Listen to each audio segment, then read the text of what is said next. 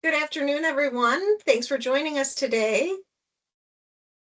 It is 3 o'clock right on the dot, but I did want to give maybe another 30 seconds or so to give everybody a chance to find the chat and let us know where you're joining us from today. We love to know where across the country everybody's from. So I'm going to go ahead and open my chat, make sure I can access it. And as you know, we like to keep these webinars nice and interactive. So we want to make sure everybody knows how to access the chat and tell us where you're from today. All right, we have representatives from Sarasota, Dallas, Uncasville. Oh, I don't know that I've even known that. Thanks for sharing, Valparaiso. Very nice. Wyoming, another Texas, North Carolina, few Texas, couple Pennsylvanias. All right, North Carolina. Thanks for joining us today. Flat Rock, excellent.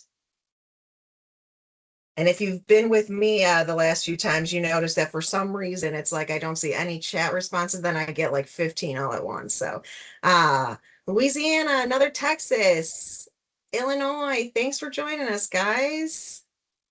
All right, well, you feel free to keep letting us know where you're coming from. And I'm going to go ahead and get started as it is 2:01 Central Time.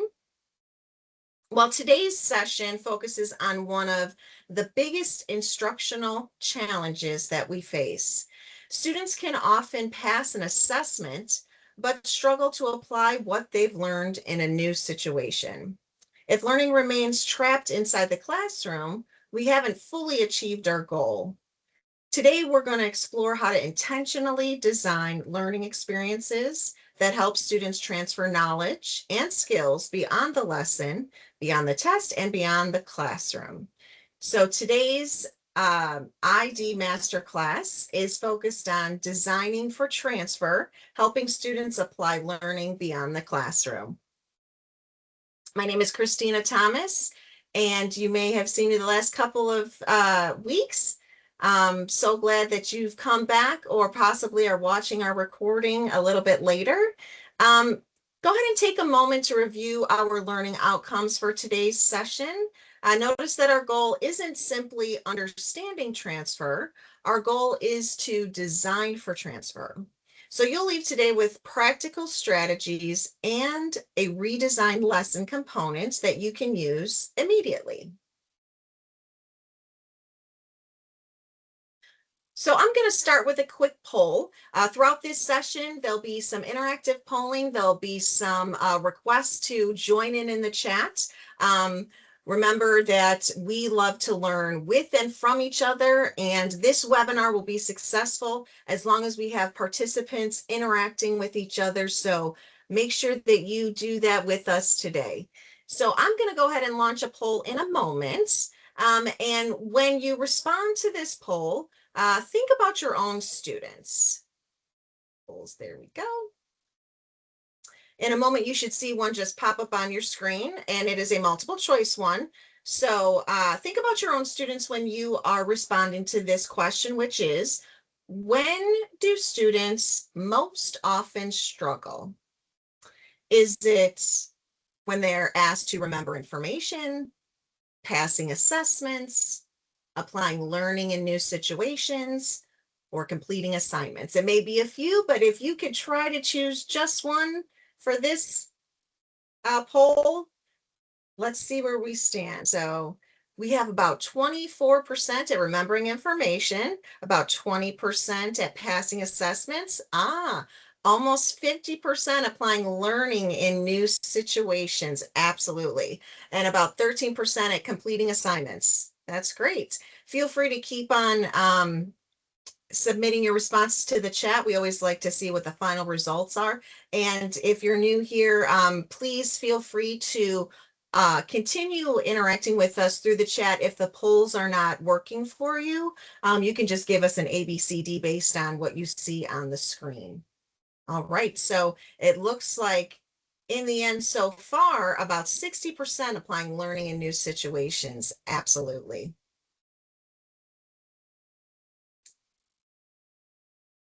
Most educators report that students can often complete assignments and even pass tests, but struggle when asked to learn in a new or different context. And that is a transfer problem.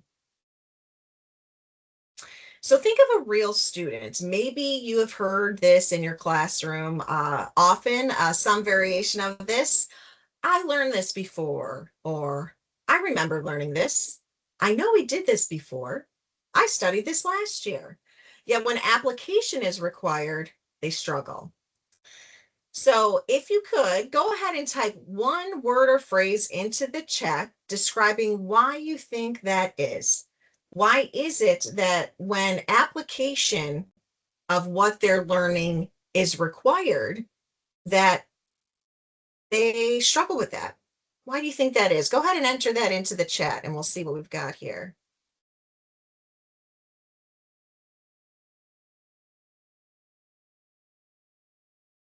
Context, surface learning to pass the exam, absolutely. And we're actually going to talk about surface learning and compare it to other types of learning. Thanks for that. Association, rote memorization, absolutely. They may not truly understand what is happening, again, like a surface type of learning. Application is higher level to memorization, absolutely. And considering Bloom's taxonomy, that is definitely a higher order thinking skill. Comprehension, they may not actually understand what is being asked of them, what they're learning. They recall remembering the skill, but don't remember what it is. Yep, that's true. Yes, I remember something like that. They're not really listening or think they can do it by memory instead of checking the steps. Absolutely. Not learning at a deeper level. Great responses. Thank you so much, guys. Feel free to add more if you can think of it.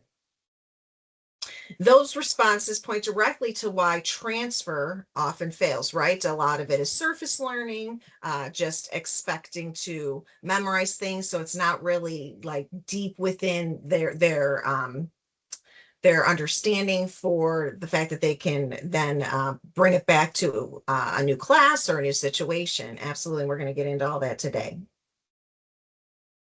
So let's experience transfer for ourselves. Question one, we have, what is the formula for area? So if we just ask that, you don't have to respond to that, but think about, okay, what is the formula for area?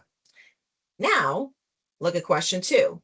You have an irregular backyard and need to determine how much sod to purchase. This is actually very funny that this came up because I am actually dealing with this right now. So the notice that the first question is really just asking you to do a recall, right? What's the formula? Oh, I remember learning that in middle school, high school, whatever it is. But question two requires transfer. You're being asked to apply that formula to a different situation, right?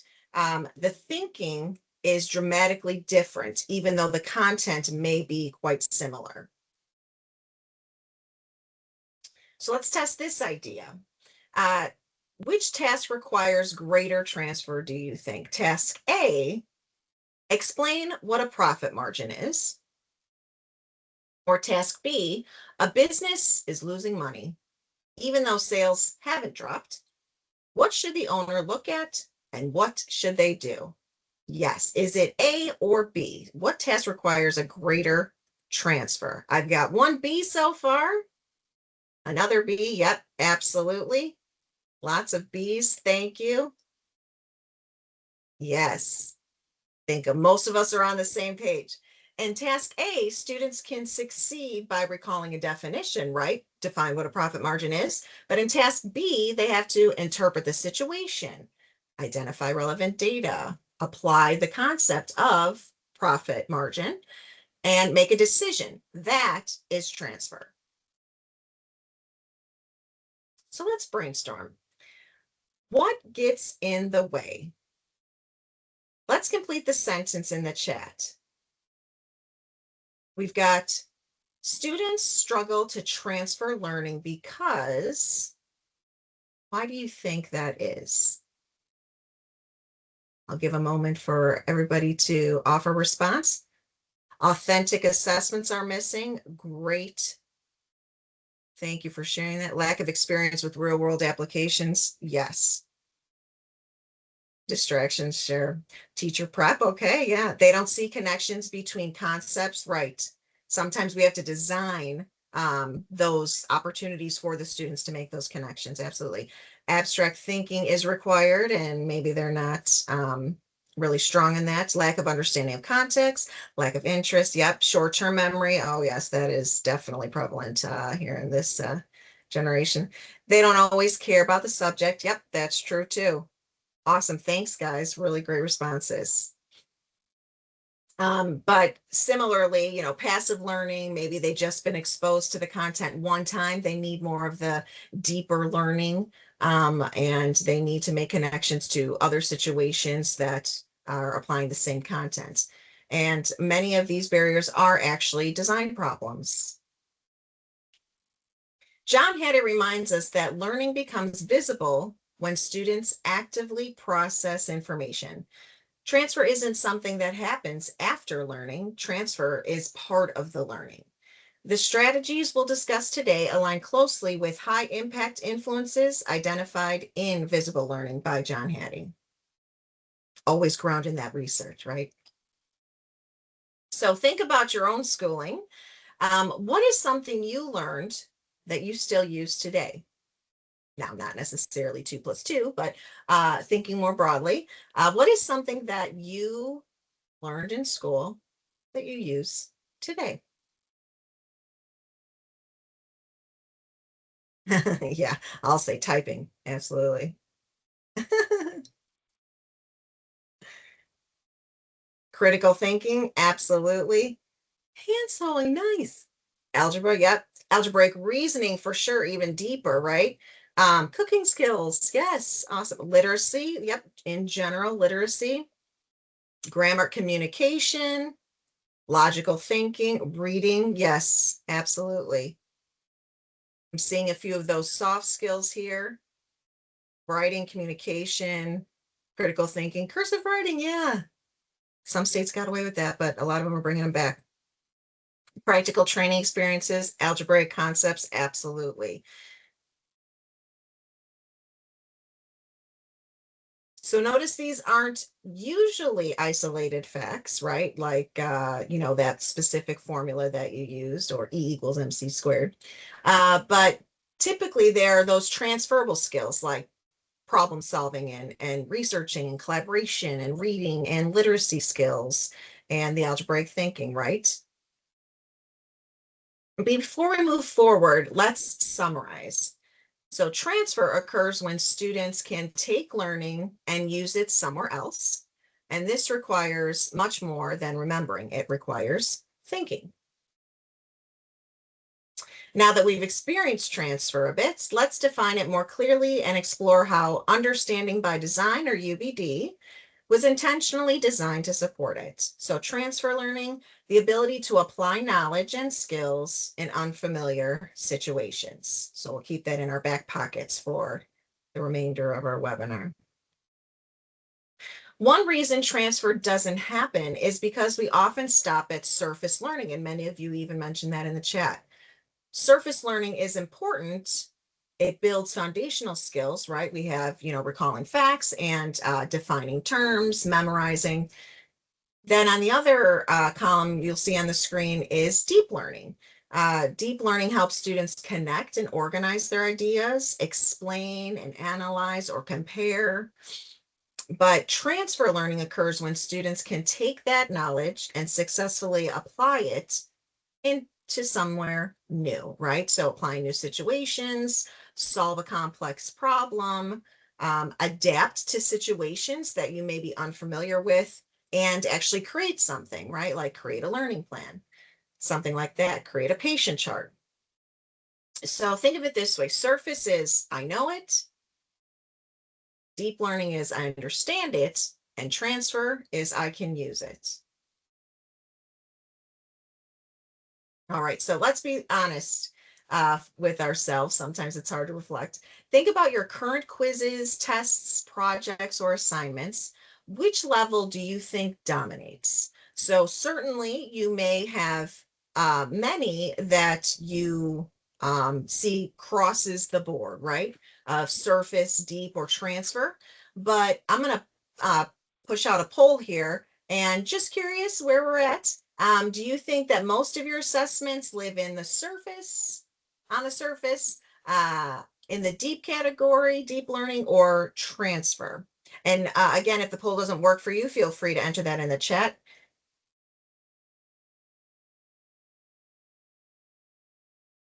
And once you submit, you should be able to see those results. Yeah, absolutely. So we have about 15% is transfer, about 20% is deep, and then about 66% is surface.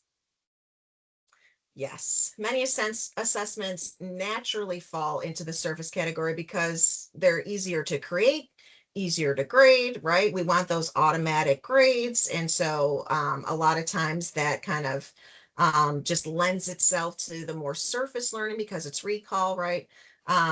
So the challenge is really to intentionally design those opportunities and those assessments where you are assessing the transfer of learning.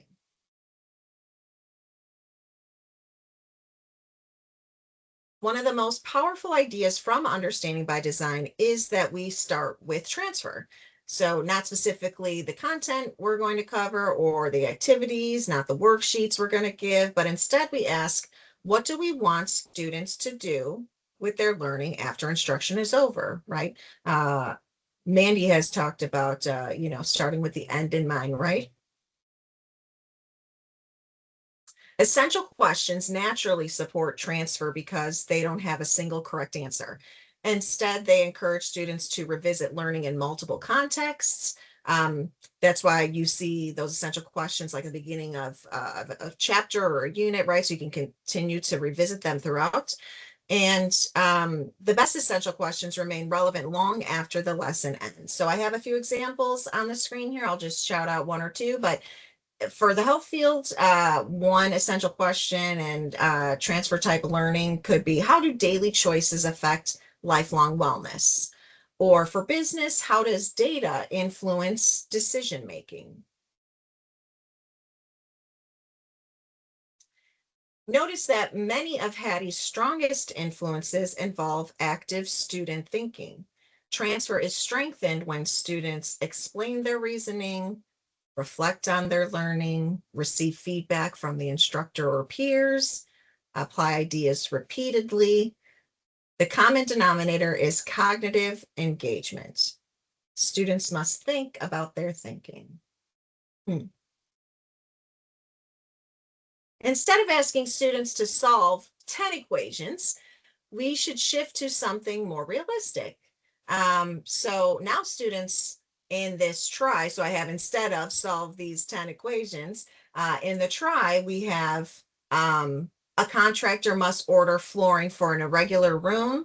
And what they're being asked to do is stay within a budget. Materials come in a certain set of quantities, so there's lots of thinking around that. In this situation, they're working on irregular spaces, fixed materials, the budget, and we want to know what should they order and why. So that just takes a much deeper type of learning rather than, solving the 10 equations, for example. Students aren't just solving, they're estimating and making decisions, working within constraints, justifying their thinking, and that is transfer. Transfer improves when students encounter learning in authentic, slightly messy situations, just like the real world. So as you design, ask yourself, would someone actually use this skill this way outside of school? And if not, that's your signal to redesign the context. Another strategy, providing multiple contexts.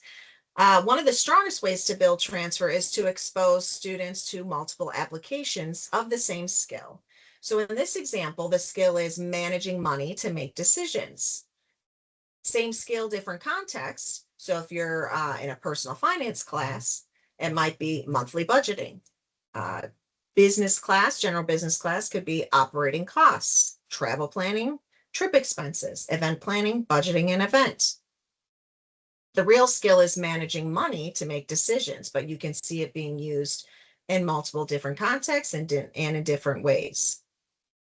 They begin to recognize the pattern when given multiple opportunities to apply their learning in different situations. And they stop thinking, oh, this is a budgeting assignment, and start thinking, this is something I know how to do in multiple situations. And that's when transfer starts to happen. Another strategy, uh, building reflection time into learning. So transfer becomes more likely when students explicitly think about where learning applies. Don't assume students will make the connections, but help them make the connections by setting the stage for them, right? What did you learn? Where could you use it? How is this similar to something you've done before? How might this help you in your future? Lots of specific questions you can ask to help them along the way. Okay, so we're going to do a little practice here. You get ready to type T or N. T for if this example is transfer, and N if it is not demonstrating transfer. So, student memorizes OSHA definitions.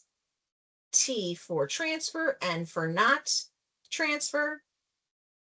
Awesome. Noticing a pattern here. N for not transfer.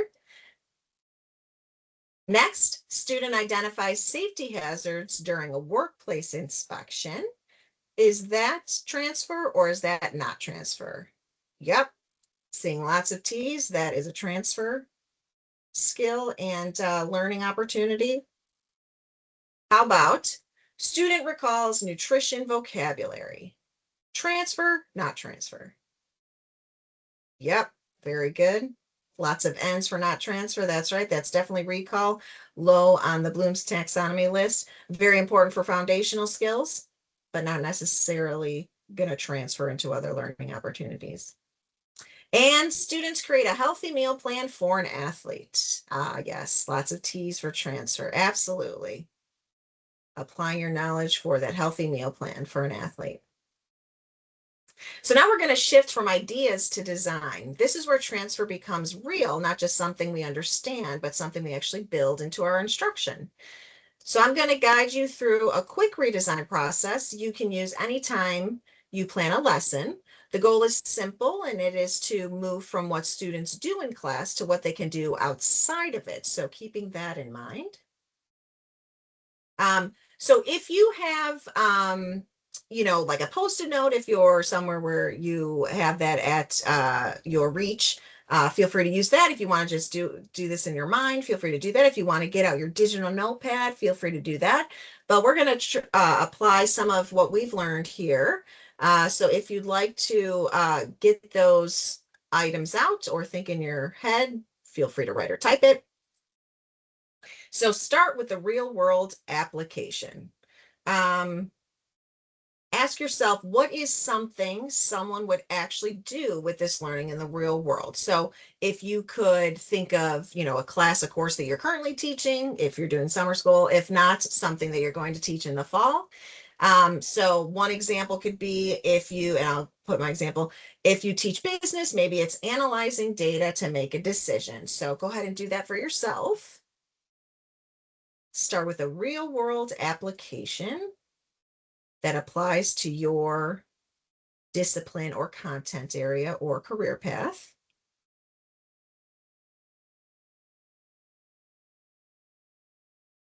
You write that down, just think about it or type that out.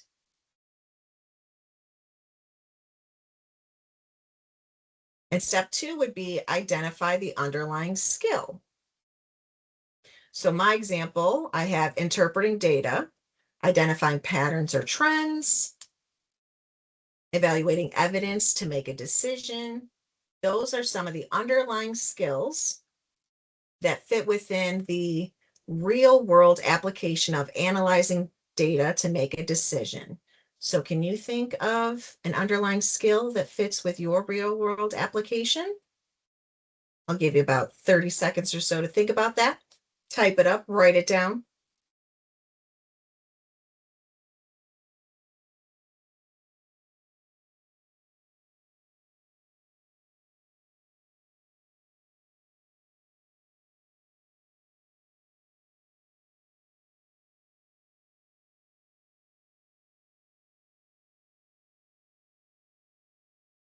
And then step 3, expand into multiple contexts. So now the key move for transfer is how could students practice this skill in more than one context? So again, my real world application is analyzing data to make a decision. There are the skills that are involved in that real world application. Now, multiple contexts. So I have in a business situation, you could apply that to sales decisions for health, patient care decisions, agriculture, crop planning, personal finance, budgeting. So think about your career pathway or one course that you are going to teach in the fall or currently doing this summer. And how could you get that real world application and those skills you're trying to transfer to apply to multiple contexts? And jot that down, think about it, type that up. Oh boy, this time around I had too many things that I wanted to get through, and look at the time.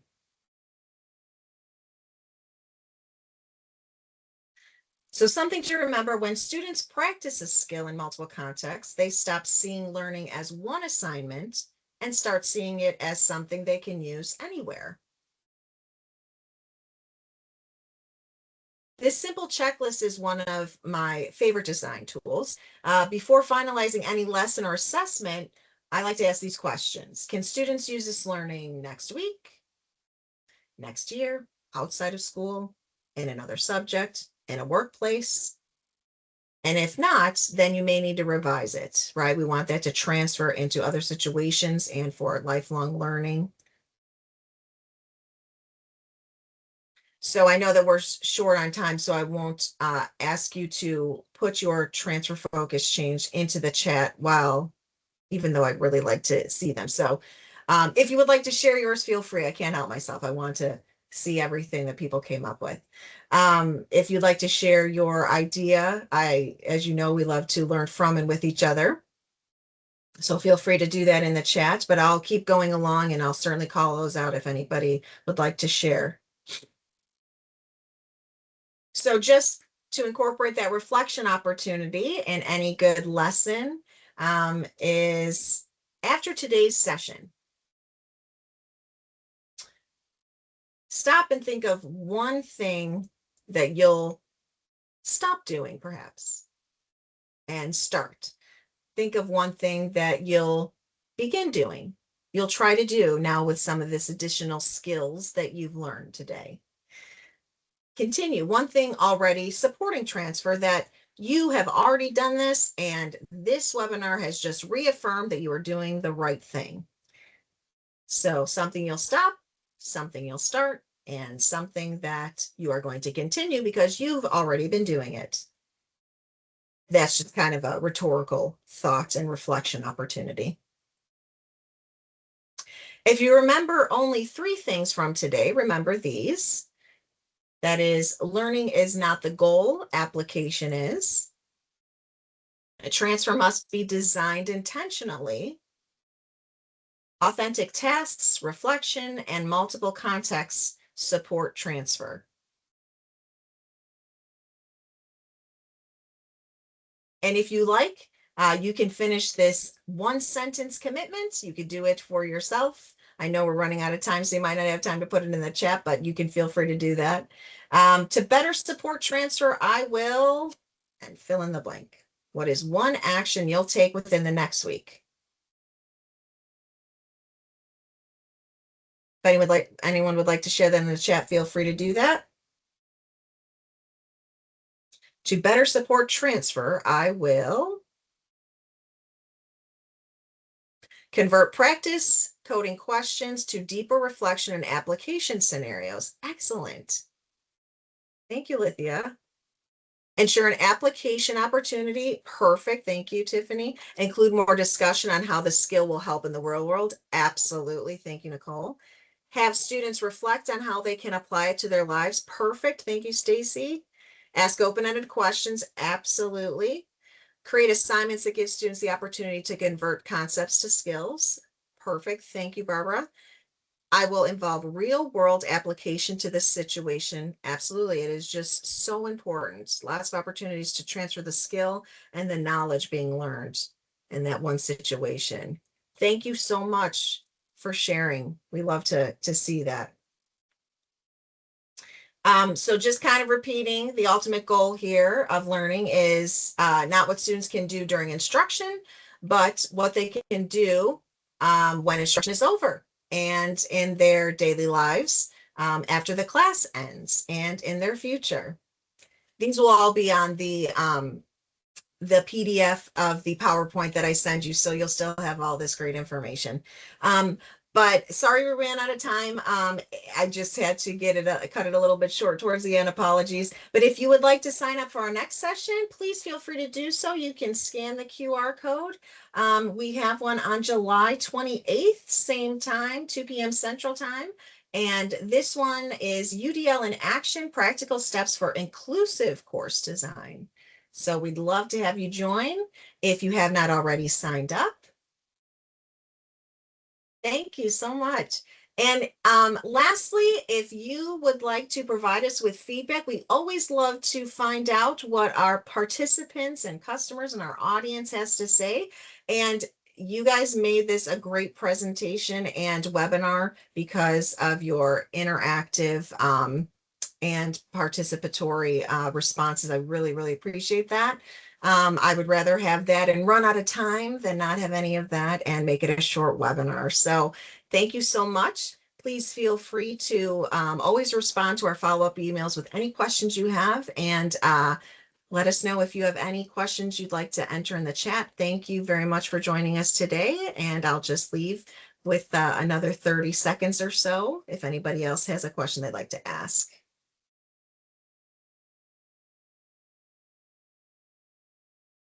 Thank you for the feedback so far in the chat. Really appreciate it.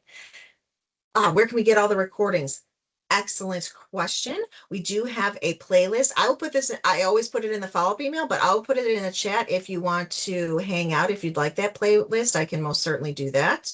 Let me just get to it real quick.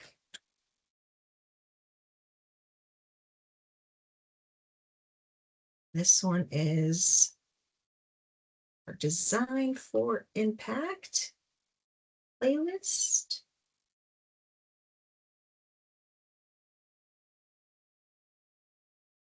Oh boy, nice and slow for me today. All right, that is our Design for Impact playlist. We've had one pretty much every month this year, so you can find all of the previous recordings there. And then we have other playlists for our other webinar series that we offer at GW that you can find on that Professional Learning Hub. That's the second link that I put in the chat. So feel free to go to any one of those, and I hope you have a great day and rest of your week.